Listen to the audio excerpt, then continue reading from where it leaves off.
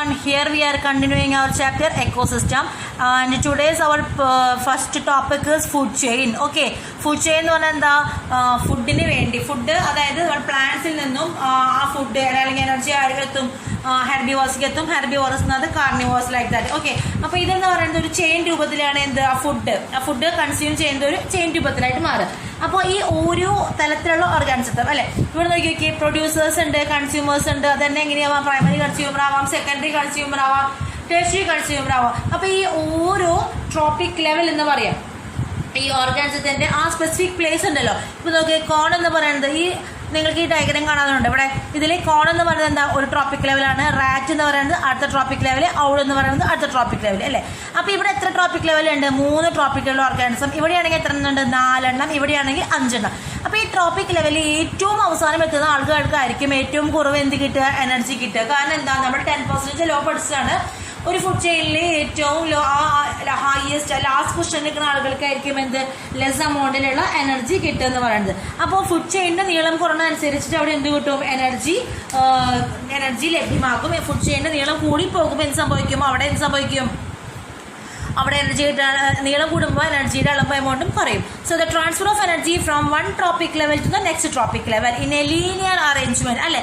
Food chain എന്നല്ല പറഞ്ഞേക്കണ, chain എന്ന് പറഞ്ഞാൽ അത് ലീനിയർ. അപ്പോൾ ട്രാൻസ്ഫർ ഓഫ് എനർജി ഫ്രം ഒരു ഓർഗാനിസത്തിൽ നിന്ന് അടുത്ത ഓർഗാനിസത്തിലേക്ക്, അല്ലെങ്കിൽ ട്രോപ്പിക് ലെവലിൽ നിന്ന് അടുത്ത ട്രോപ്പിക് ലെവലിലേക്ക് ഫുഡ് പാസ് ചെയ്യുക അതല്ലേ, അല്ലെങ്കിൽ എനർജി പാസ് ചെയ്യുക. ഓക്കെ, ആ എനർജി പാസ് ചെയ്യുന്ന ഒരു ലീനിയർ ലെവലാണ്. The type of arrangement is known as food chain. Clear ആണോ? What is food chain? The transfer of energy from one tropic level to the next tropic level. അപ്പോൾ ഇവിടെ എന്തൊക്കെ പെടാം, producers പെടാം, consumers പെടാം. കൺസ്യൂമറിൽ തന്നെ primary, secondary and tertiary. പിന്നെ അവിടെ ആര് വരാം, primary consumer, secondary consumer, tertiary consumer. പിന്നെ ലാസ്റ്റ് എന്ത് വരാം, ഡീകമ്പോസേഴ്സും കൂടി എന്ത് വരാം, നമ്മുടെ ഫുഡ് ചെയിനിൽ വരാനുള്ള സാധ്യതയുണ്ട്. ഓക്കെ, അപ്പോൾ ഈ ഫുഡ് ചെയിനിൽ മെയിനായിട്ട് ഇമ്പോർട്ടൻ്റ് കാര്യങ്ങൾ പറയുകയാണെങ്കിൽ നമ്മൾ എന്ത് പറഞ്ഞു, ആ ഹെർബിവോർസ് ഉണ്ട് അല്ലെ, അതായത് നമ്മൾ പ്രൊഡ്യൂസേഴ്സ് ഉണ്ട്, പിന്നെ ഹെർബിവോർ ഉണ്ട്, കാർണിവോർ ഉണ്ട്, അമ്നിവോർ ഉണ്ട്. ആ കാർണിവോർസ്, ഹെർബിവോർസ് ഒക്കെ നമുക്ക് എങ്ങനെയാക്കാം, പ്രൈമറി, സെക്കൻഡറി അല്ലെങ്കിൽ ടെർഷ്യറി കൺസ്യൂമേഴ്സ് എന്ന് പറയും അല്ലെ.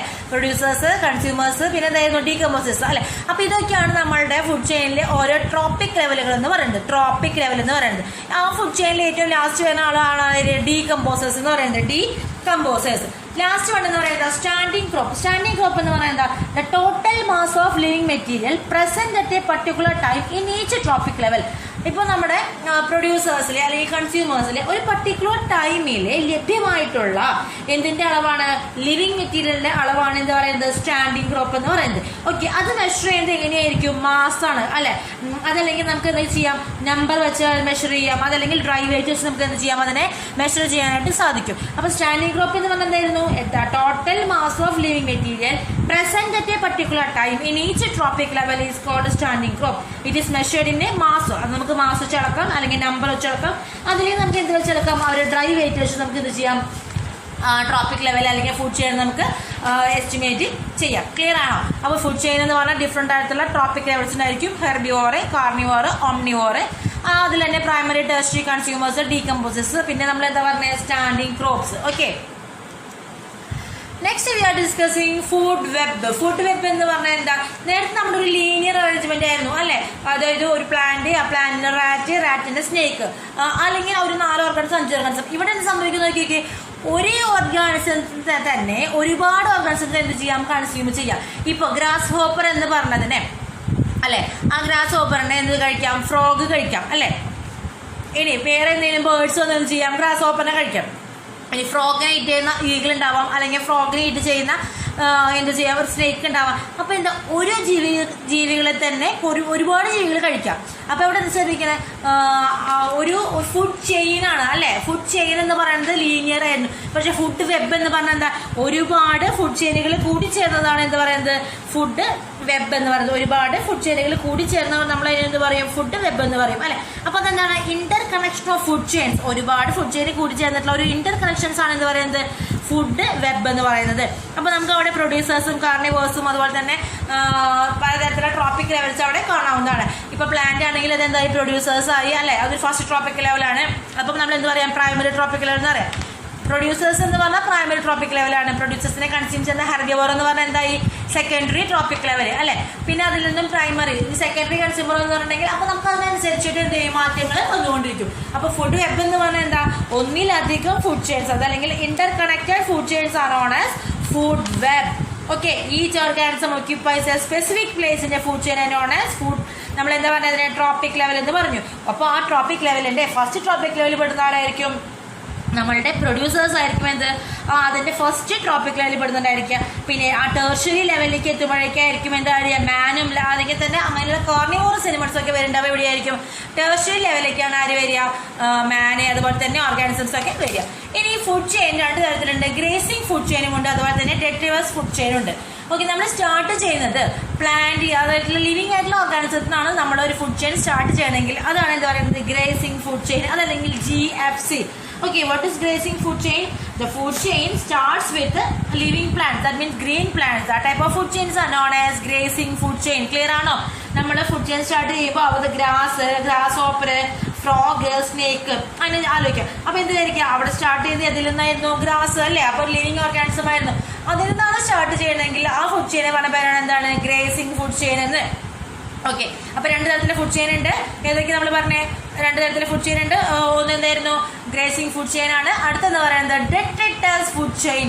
ഡെട്രിറ്റസ് എന്ന് പറഞ്ഞാൽ നമുക്ക് എന്താ അറിയാം, ലിവിങ് ആണോ, അതല്ല, എന്താണ്, നോൺ ലിവിങ് ആയിട്ടുള്ളതാണ് എന്ത് പറയുന്നത്, ഡെട്രിറ്റസ് എന്ന് പറയുന്നത്. അപ്പൊ നോക്കിയൊക്കെ ഒരു ലീഫ് അവിടെ കൊടുത്തിട്ടുണ്ട് അല്ലെ, ആ ഡെഡ് ലീഫ് ഉണ്ട്. ആ ഡെഡ് ലീഫിന്റെ മുകളിൽ ചെറിയ ചെറിയ ബഗ്സുകൾ വന്നിരിക്കാം അല്ലെ.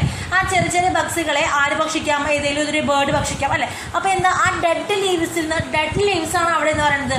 ആ ഫുഡ് ചെയിൻ സ്റ്റാർട്ട് ചെയ്യുന്നത് എവിടെ നിന്നാണ്, ഡെഡ് ആയിട്ടുള്ള ഓർഗാനിസത്തിൽ നിന്നാണ് അവിടെ നിന്ന് സ്റ്റാർട്ട് ചെയ്യുന്നത്, ആ ഫുഡ് ചെയിൻ സ്റ്റാർട്ട് ചെയ്യുന്നത്. So this type of food chains are known as detritus food chain. So detritus food chain എന്ന് പറഞ്ഞാൽ അപ്പൊ എന്താണ്, the food chain starts from the detritus, okay, and continues toward the detritus feeding organism അല്ലെങ്കിൽ decomposers വഴിയാണ് എന്താ detritus portion എന്ന് പറയുന്നത് complete ആവുക. അവിടെ ആര് വരും, decomposers അല്ലെങ്കിൽ മൈക്രോ ഓർഗാനിസംസ് അവിടെ എസെൻഷ്യൽ ആണ്.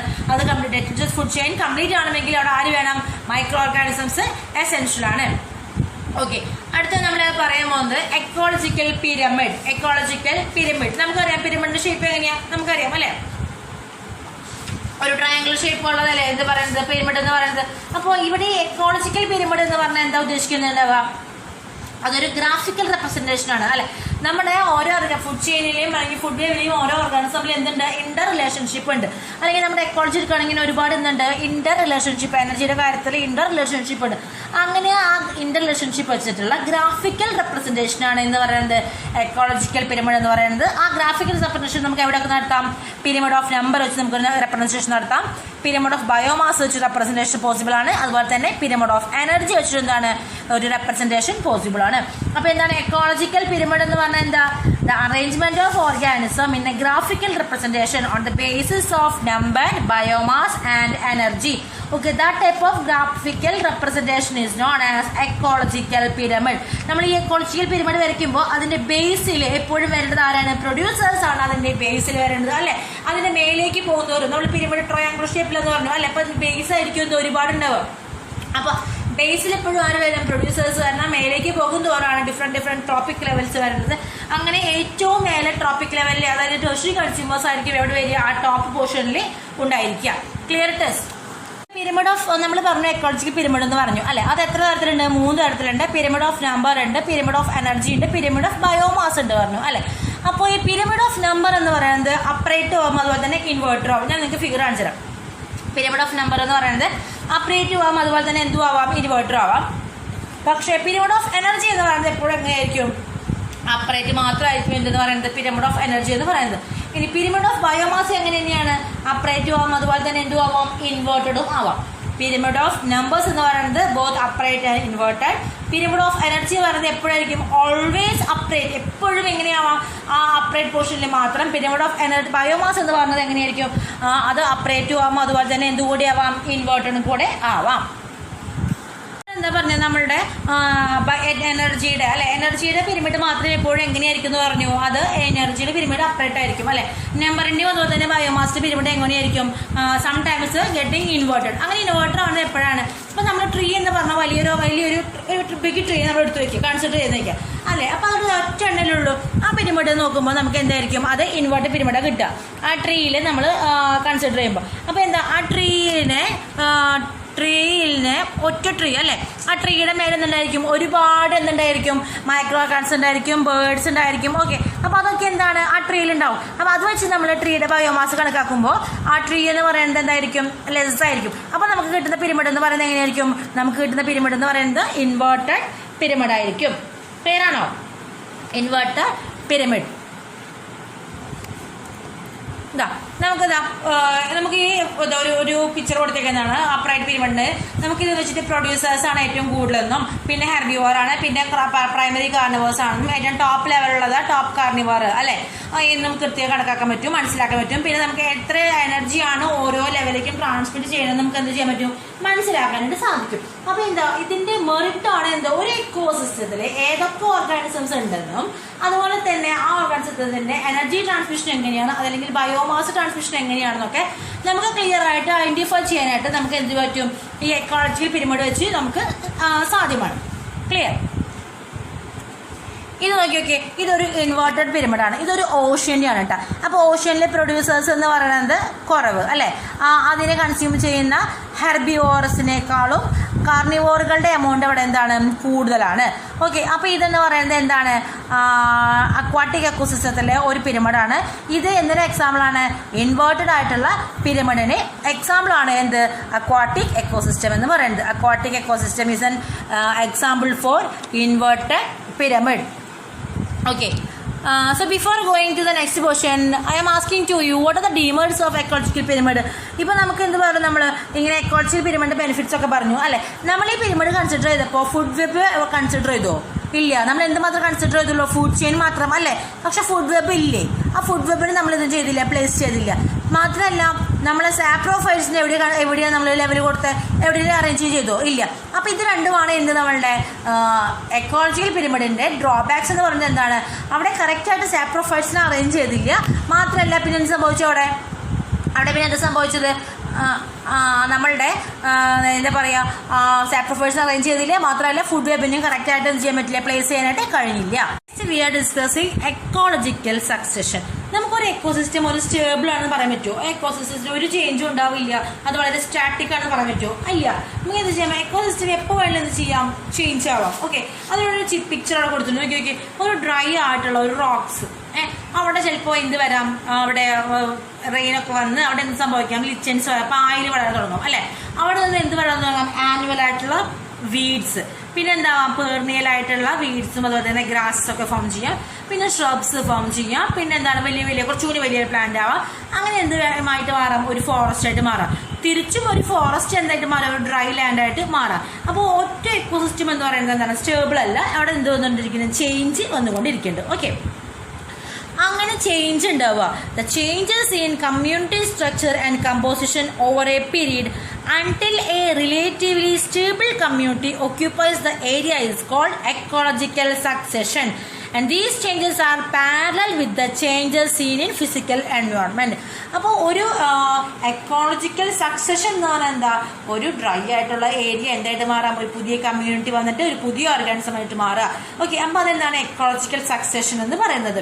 അങ്ങനെ എക്കോളജിക്കൽ സക്സഷൻ വരുന്നത് depends upon the physical environment അനുസരിച്ചിരിക്കും. പിന്നെ തിരിച്ചു വരാന്ന് പറയുന്നത്, അവിടെ ഫോറസ്റ്റ് എന്ന് പറയുന്നത് എല്ലാ പ്ലാന്റും വരുമ്പോഴും പോയി കഴിഞ്ഞാൽ ഒരു ഡ്രോട്ട് കണ്ടീഷൻ വരണമെങ്കിൽ അത് എന്തായി മാറാം, ഒരു എരിഡ് അല്ലെങ്കിൽ ഡ്രൈഡ് കണ്ടീഷനായിട്ട് മാറാം. Okay, so here we are discussing the portion ecological succession. What is succession? Changes seen in community structure and composition over a period until a relatively stable community occupies the area is called ecological succession. എപ്പോഴാണോ അവിടെ ഒരു stable ആയിട്ടുള്ള community വരുന്നത്, ആ community വരുന്ന വരെ ഉണ്ടാകുന്ന ചേഞ്ചസുകളാണ് എന്ത് പറയുന്നത്, സക്സഷൻ എന്ന് പറയുന്നത്. അപ്പോൾ സക്സഷനിലെ ഡിഫറെൻറ്റ് സ്റ്റേജസുകളുണ്ട്. Seres, pioneers, climax community and secondary, primary succession and secondary succession എന്ന് പറയുന്നത്. ഓക്കെ, ഇതാണ് എന്ത് ഡിഫറെൻ്റ് ആയിട്ടുള്ള ഏരിയകൾ. സക്സഷൻ്റെ ഡിഫറെൻ്റ് ആയിട്ടുള്ള ഏരിയകളാണ് seres, pioneers, climax community, primary succession and secondary succession എന്ന് പറയുന്നത്. Okay, these are the different areas. അപ്പോൾ എന്താണ് അവിടെ വരുന്ന ആ ഫസ്റ്റ് ഇൻഡിവിജ്വൽ കമ്മ്യൂണിറ്റി ഉണ്ട് ഇല്ലേ, ഒരു നമ്മളൊരു പ്ലേസിൽ സക്സഷൻ സ്റ്റാർട്ട് ചെയ്യുകയാണ് അല്ലേ. The entire sequence of communities that successively change in a given area are called series and the individual communities known as serial stage. അവിടെ ഒരു ചേഞ്ച് വന്നിട്ട് മാറുകയാണ് അല്ലേ, ആ വരുന്ന ചേഞ്ചാണ് പറയുന്നത് സീരിയൽ സ്റ്റേജ് എന്ന് പറയുന്നത്. അവിടെ വരുന്ന ഫസ്റ്റ് ഓർഗാനിസംസ് ആണ് എന്ത് പറയുന്നത് പയനിയർ സ്പീഷീസ് എന്ന് പറയുന്നത്. അങ്ങനെ റിലേറ്റീവ്ലി കുറച്ചുകൂടി സ്റ്റേബിൾ ആയിട്ടുള്ള ഒരു കമ്മ്യൂണിറ്റി അവിടെ ഫോം ചെയ്യുകയാണെങ്കിൽ അതാണ് ഇപ്പം നമ്മൾ പറഞ്ഞ പേരാണ് എന്ത് ക്ലൈമാക്സ് കമ്മ്യൂണിറ്റി എന്ന് പറയുന്നത്. അപ്പോൾ ഈ എക്കോളജിക്കൽ സക്സഷൻ എന്ന് പറയുന്നത് രണ്ട് തരത്തിലുണ്ട്. അവരുടെ ഡെവലപ്മെൻറ്റ് അനുസരിച്ച് പ്രൈമറി സക്സഷനും ഉണ്ട്, അതുപോലെ തന്നെ സെക്കൻഡറി സക്സഷനും ഉണ്ട്. പ്രൈമറി സക്സഷൻ എന്ന് പറഞ്ഞെങ്കിൽ ഒരു പ്രോസസ്സ് നടക്കുന്നത് ഒരു അൺഇൻഹാബിറ്റഡ് ഏരിയ ആണെങ്കിൽ, ഒരു ബയർ ഏരിയയിലാണെങ്കിൽ അതാണ് എന്ത് പ്രൈമറി സക്സഷൻ എന്ന് പറയുന്നത്. അപ്പോൾ അവിടെ എന്താ മുന്നേ വല്ല ഓർഗാനിസം എക്സിസ്റ്റ് ചെയ്തിരുന്നോ? ഇല്ല. അങ്ങനത്തെയുള്ള സക്സഷനാണ് എന്ത് പ്രൈമറി സക്സഷൻ എന്ന് പറയുന്നത്. അതിന് എക്സാമ്പിൾ എന്ന് പറഞ്ഞെങ്കിൽ ബയർ റോക്കോ അല്ലെങ്കിൽ ഒരു കൂളായിട്ടുള്ള ലാവയിലോ ഒക്കെയാണ് അല്ലെങ്കിൽ ഒരു പോണ്ടൊക്കെ ക്രിയേറ്റ് ചെയ്യുക. അതൊക്കെ എന്താണ് പ്രൈമറി സക്സഷനുള്ള എക്സാമ്പിളുകളാണ്. പ്രൈമറി സക്സഷൻ എന്ന് പറഞ്ഞാൽ ആദ്യമായിട്ടൊരു ലൈഫ് അവിടെ ഫോം ചെയ്യുക. ഇനി സെക്കൻഡറി സക്സഷൻ എന്ന് പറഞ്ഞാൽ എന്താ the ecological succession occurring in area where life existed in the past but destroyed by flood, deforestation etcetera are called secondary succession. ഞാൻ നിങ്ങൾ പറഞ്ഞു ഫോറസ്റ്റ് ഉണ്ടായെന്ന് പറഞ്ഞു ഇല്ലേ. ഈ ഫോറസ്റ്റ് വേണമെങ്കിൽ എന്താവാൻ മാറാൻ വേണമെങ്കിൽ ഡ്രൈ ഏരിയ ആയിട്ട് മാറാം. ആ ഡ്രൈ ഏരിയയിൽ പിന്നെയും ഓർഗാനിസം വരുമ്പോഴെങ്കിൽ എന്തായത് സെക്കൻഡറി സക്സഷനായി മാറി അല്ലേ. ആ ഒരു റോക്കിൻ്റെ മുകളിൽ ആദ്യമായിട്ടാണ് ഓർഗാനിസം ഫോം ചെയ്യണമെങ്കിൽ അതെന്തായി മാറി പ്രൈമറി സക്സഷൻ. അപ്പോൾ എക്കോളജിക്കൽ സക്സഷൻ എന്ന് പറഞ്ഞാൽ എന്താ സീരിയൽ ആയിട്ടുള്ള ചേഞ്ചസ് നടക്കുക, ആ ചേഞ്ചസ് നടന്നിട്ട് ഒരു കമ്മ്യൂണിറ്റി ഫോം ചെയ്യുക, അതാണ് എന്ത് എക്കോളജിക്കൽ സക്സഷൻ എന്ന് പറയുന്നത്. അതിന് കുറേ ഫേസസുകളുണ്ട്. ആദ്യം serious, pioneer, climax community and primary succession, പിന്നെ സെക്കൻഡറി സക്സഷൻ. സീരിയൽ എന്ന് പറഞ്ഞാൽ എന്താ നമ്മൾ പറഞ്ഞ അതിൻ്റെ സീക്വൻസ് ഓഫ് കമ്മ്യൂണിറ്റി ആണ് എന്ത് സീരിയൽ എന്ന് പറയുന്നത്. അവിടെ വരുന്ന ആദ്യ ഓർഗാനിസം ആണ് എന്ന് പറയുന്നത് ഈ പയനിയർ എന്ന് പറയുന്നത്. അവിടെ ഫോം ചെയ്യുന്ന ഒരു കമ്മ്യൂണിറ്റിയാണ് എന്ത് പറയുന്നത് ലാസ്റ്റ് വരുന്ന ഓർഗാനിസം അല്ലേ. അവിടെ ഫോം ചെയ്യുന്ന ലാസ്റ്റ് ഓർഗാനിസം അല്ലെങ്കിൽ സ്റ്റേബിൾ ആയിട്ട് ഓർഗാനിസമാണ് ക്ലൈമാക്സ് കമ്മ്യൂണിറ്റി എന്ന് പറയുന്നത്. ഒരു ബയറായിട്ട് ഏരിയയിലാണ് ഫസ്റ്റ് ഫോം ചെയ്യണമെങ്കിൽ അതിനെ പ്രൈമറി സക്സഷൻ എന്നും, ഒരു ബയറായിട്ട് ഏരിയ അതെന്താ ഒരു ഫോറസ്റ്റ് പൊക്കെ ഉണ്ടായി നോക്കിയാൽ അത് വീണ്ടും നശിച്ച് വേറൊരു ഓർഗാനിസം വരിക, മുന്നേ ഉണ്ടായിരുന്നു പിന്നെ അതിൽ നിന്ന് വീണ്ടും ഒരു ഓർഗാനിസം വരിക, അതാണ് എന്ത് പറയുന്നത് സെക്കൻഡറി സക്സഷൻ. ക്ലിയർ ആണോ? ഇതാ നമ്മുടെ ഡിഫറെൻറ്റ് സ്റ്റേജസുകളാണ് കേട്ടോ. അവിടെ ഒരു പോണ്ട് പോലത്തെ കണ്ടോ നിങ്ങൾക്ക് അവിടെ ഒരു ഫൈറ്റോ പ്ലാങ്ക്ടൻസ് ഉണ്ടായിരുന്നു. ഇവിടെ ഫൈറ്റോ പ്ലാങ്ക്ടൻസ് ഉണ്ടായിരുന്നു. അതിൽ നിന്നും റെഡ് സ്വാമ്പ് സ്റ്റേജ് ഫോം ചെയ്തു. അതിൽ നിന്ന് എന്ത് ഫോം ചെയ്യണം? ഇതാണോ ഇതിൽ നിന്ന് നേരെ എങ്ങനെയാണോ ഫോം ചെയ്യുന്നത്? അതല്ല. എങ്ങനെയാണ് ഫോം ചെയ്യുന്നത്? ആദ്യം ഒരു ഫൈറ്റോ പ്ലാങ്ക്ടൻസ് അല്ലേ. ഈ ഫൈറ്റോ പ്ലാങ്ക്ടൻസ് വെച്ചിട്ടുണ്ടെങ്കിൽ ആൽഗകളല്ലേ. അതിൽ നിന്ന് എന്താ ഫോം ചെയ്യുന്നത്? ഒരു സബ്മർജ്ഡ് ആയിട്ടുള്ള പ്ലാന്റ് ഫോം ചെയ്യാണ് അല്ലേ. ഈ സബ്മർജ്ഡ് ആയിട്ടുള്ള പ്ലാന്റിൽ നിന്നും സബ്മർജ്ഡ് ഫ്രീ ഫ്ലോട്ടിംഗ് ആയിട്ടുള്ള പ്ലാന്റ് ഫോം ചെയ്യും. ഓക്കെ, അതിൽ നിന്നുമാണ് എന്ത് ഫോം ചെയ്യുന്നത്? റെഡ് സ്വാമ്പ്, മാർഷ് മീഡോ, പിന്നെ സ്ക്രബ് നേച്ചർ, പിന്നെയാണ് എന്ത് മാറുക ഫോറസ്റ്റ് ആയിട്ട് മാറുക. അതല്ലാണ്ട് ഇത് ഇങ്ങോട്ട് മാറല്ല ചെയ്യുന്നത്. ഫൈറ്റോ പ്ലാങ്ക്ടൻസ്, സബ്മർജ്ഡ് ആയിട്ടുള്ള plant, submerged free floating plant, red swamp അവിടെ ഫോം ചെയ്യും. പിന്നെ എന്താ പറയുക അവിടെ മാർഷ് മീഡോ ഫോം ചെയ്യും. പിന്നെ ഒരു സ്ക്രബിൻ്റെ നേച്ചർ ഫോം ചെയ്യും. പിന്നെയാണ് എന്താ ഫോം ചെയ്യുന്നത്? അവിടെ എന്താ ഫോം ചെയ്യുന്നത്? ഒരു ഫോറസ്റ്റ് അവിടെ ഫോം ചെയ്യുന്നത്. ക്ലിയർ ആണല്ലോ അല്ലേ. അപ്പോൾ ഇതാണ് എന്ത് ecological succession. We are discussing nutrient cycling or biogeochemical cycles. Nutrients never loss from the ecosystem അല്ലേ. ഒരിക്കലും എന്ത് ചെയ്യില്ല ന്യൂട്രിയൻസ് എക്കോസിസ്റ്റം ലോസ് ആവില്ല. എന്താ ചെയ്യുക? റീസൈക്കിൾ ചെയ്യുക അല്ലേ. അങ്ങനെ രണ്ട് തരത്തിലുള്ള ന്യൂട്രിയൻ റീസൈക്ലിംഗ് ഉണ്ട്, അല്ലെങ്കിൽ ബയോജിയോകെമിക്കൽ സൈക്കിൾസ് ഉണ്ട്. NCERT സിലബസ് പ്രകാരം നമുക്ക് രണ്ടെണ്ണം പഠിക്കാനുള്ളത്. ഒന്ന് ഗ്യാഷ്യസ് സൈക്കിളും അതുപോലെ തന്നെ ഒന്ന് സെഡിമെന്ററി സൈക്കിളും. രണ്ടിലും ഓരോ എക്സാമ്പിൾ പഠിക്കാനുള്ളത്. ഗ്യാഷ്യസ് സൈക്കിളാണെങ്കിൽ കാർബണിൻ്റെ റീസൈക്ലിങ്ങും, സെഡിമെന്ററിയിലാണെങ്കിൽ ഫോസ്ഫേറ്റിൻ്റെ റീസൈക്ലിങ്ങാണ് പഠിക്കുന്നത്. ഗ്യാഷ്യസ് എന്ന് പറഞ്ഞെങ്കിൽ എന്താ നമ്മുടെ ഗ്യാസസ് രൂപത്തിൽ കാണുന്ന കാർബൺ, ഓക്സിജൻ, ഹൈഡ്രജൻ, ഓക്കെ അതൊക്കെ റീസൈക്ലിംഗ് ആണ് എന്ത് ഗ്യാഷ്യസ് സൈക്ലിംഗ് എന്ന് പറയുന്നത്.